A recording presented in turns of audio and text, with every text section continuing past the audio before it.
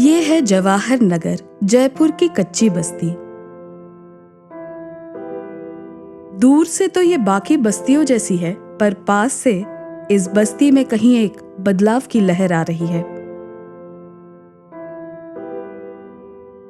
कच्ची बस्ती की सुबह 6 बजे पानी के आने से शुरू हो जाती है। शांत गलियां गूंजने लगती हैं पानी और बर्तनों की आवाज से।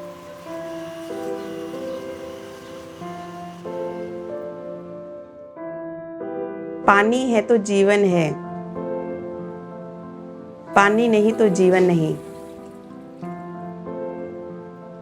एक वक्त था जब हमें पानी के लिए इतनी परेशानी थी, और खैर परेशानी तो अभी भी है। सिर्फ 1 घंटे के लिए पानी आता है, और उसमें से भी कुछ वक्त ऐसा है कि उसमें से 10 मिनट तक गंदा पानी आता है। पानी का कनेक्शन न होने के कारण हमें पानी सामुदायिक नलों से महिलाओं को लाना पड़ता है। 45 मिनट में हमें दिन भर की जरूरत का पानी इकट्ठा करना पड़ता है। हमारे दिन का लगभग आधा समय पानी और शौचालय के चलते पूरा होता है। जो आधा घंटा पौन घंटा पानी आता है, उस पानी को हमें सारा दिन के लिए स्टोर करके रखना पड़ता है। हमें सारा दिन वही पानी में पीने के लिए भी, नहाने के लिए, मतलब सारे यूज के लिए हमें वो पानी काम में लेना पड़ेगा। जब हम क्योर संस्था के पास कार्यक्रम के साथ जुड़े, तो वहाँ पर हमने महिलाओं का एक समूह तैयार किया। घरों तक मीटर पाइपलाइन पड़े पानी के लिए हम पीएचडी के इंजीनियर से मिले। हम लोगों ने एक स्कीम चलाई हुई है जिसके अंतर्गत हमें पाइपलाइन डालनी है और आप लोगों को कनेक्शंस देने हैं। तो आपके यहाँ पे उसकी पानी की क्वालिटी और प्रेशर को अच्छा करने के लिए हमने ये स्कीम चलाई हुई है। और मेरी एक अपील आपसे ये भी है कि आप जल्द से जल्द अपने सारे कागजात पूरे करें और लीगल कनेक्शन के लिए फाइल लगाएं। काफ़ी मेहनत के बाद अभी सारी बस्ती में पाइपलाइन कनेक्शन का काम पूरा हो चुका है। कार्यालय के साथ मिलकर 300 घरों के मीटर पाइपलाइन कनेक्शन को फार्म हम महिलाओं के समूह ने भरे हैं, जिसका काम अभी प्रगति पर है। पानी और स्वच्छता में साझेदारी कार्यक्रम के अंतर्गत क्योर शहरी गरीबों और शहरी निकायों के साथ मिलकर पानी और स्वच्छता की ओर काम कर रही है। क्योर देश के 10 शहरों में और 4 प्रदेशों में काम कर रही है। कच्ची बस्तियों की समस्या हर तरीके से किसी न किसी तरीके से कुछ न कुछ निकल करके आती है। जैसे पाइपलाइन डलेगी तो फिर उसमें टूट फूट भी होएगी। हर बार यही समस्या कि इधर का पाइप टूट गया और किसको बुलाएं। अब फिर सरकारी अफसरों के दफ्तरों में चक्कर काटते रहे तो वही समस्या कि 2 दिन में आएंगे, 3 दिन में आएंगे। तो ये समस्या भी हमने वहाँ पे रखी कि भाई अब क्या करा जाए।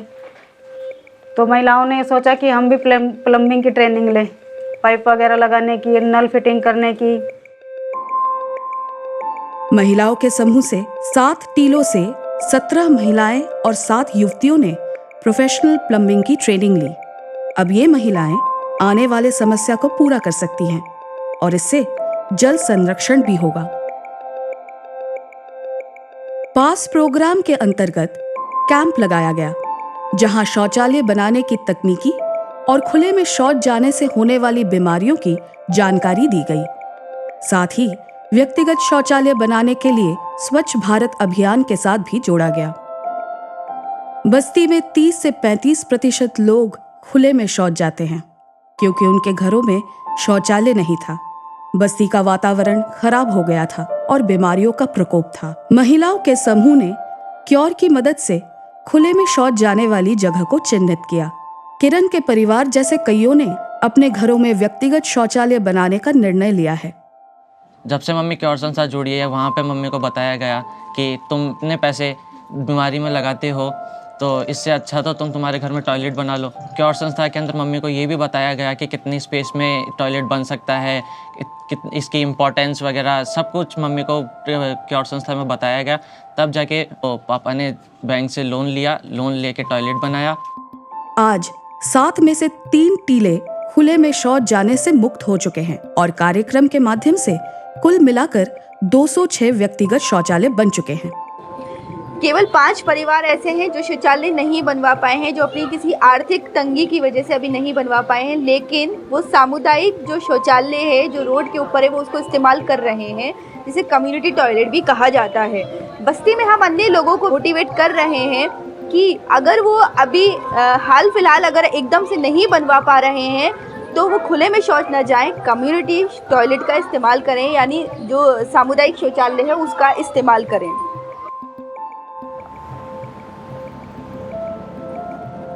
बस्ती के सामने सड़क किनारे 52 सामुदायिक शौचालय बने हुए हैं जो हर सुबह साफ होते हैं ताकि बस्ती के लोगों को खुले में शौच जाने की जरूरत ना पड़े। दिन प्रतिदिन बस्ती में प्रगति हो रही है और इस समूह में महिलाएं भी जुड़ी हैं। अब ये अपनी बस्ती का डेटा इकट्ठा कर रही हैं। इसीलिए कार्यक्रम के अंतर्गत CRC कम्युनिटी रिसोर्स सेंटर की नींव रखी गई, जहां बस्ती वाले अपनी जानकारियों को एक जगह इकट्ठा कर सके। कोई ऐसी जगह मिल जाए जहाँ पे हम सब औरतें एक जगह बैठ के अपनी सब बातें डिस्कस कर सकें। संस्था वालों ने हमें हमारे बातों को समझा, हमारी परेशानी को समझा, तो उन्होंने हमें एक रिसोर्स कम्युनिटी सेंटर नाम से एक ऑफिस खोला और कोई भी बारे सरकारी योजनाएं वगैरह कुछ भी हो तो हमें उनके बारे में भी वहीं इसी सेंटर पे हमें जानकारी मिलती है। क्योर संस्था से ही हमें इस बारे में सारी जानकारी मिली कि पानी पर और स्वच्छता के बारे में कैसे दूसरों को जागरूक किया जाए। कोई भी नया काम कोई शुरू करना होता है तो हम यहाँ सब बैठकर इसी सेंटर पे ही बैठकर इस बारे में सारी आपस में हम सारे बातों पे डिस्कस करते हैं।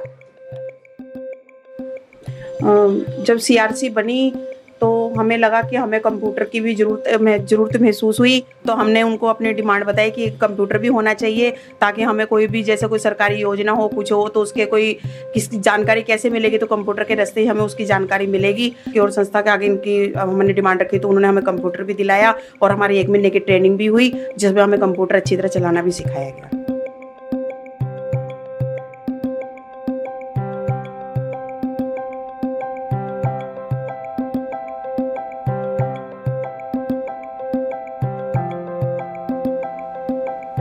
क्योर वालों ने हमें इतना सक्षम बना रखा है कि अभी पानी की समस्या हो, शौचालय की समस्या हो, पहले जैसे गंदा पानी आता था तो हम लोगों ने शिकायत करके उसको साफ़ पानी भी आने लग गया है हमारे, और पाइपलाइन डल गई है तो पानी की भी कोई समस्या नहीं होएगी।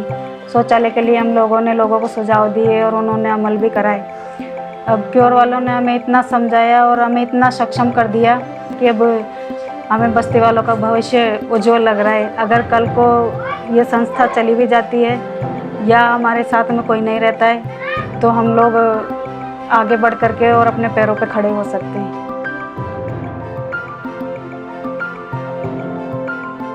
लोगों ने हमें मजबूत खंभा बना दिया एक तरह से ताकि हम मजबूती से खड़े रहें। बस्ती के सभी लोगों के अथक प्रयास और आगे बढ़ने की चाह से इनकी जिंदगी में सुखद बदलाव आने लगा है और यही बदलाव आने वाली पीढ़ी को एक नई दिशा देगी और ले जाएगी एक उज्जवल भविष्य की ओर।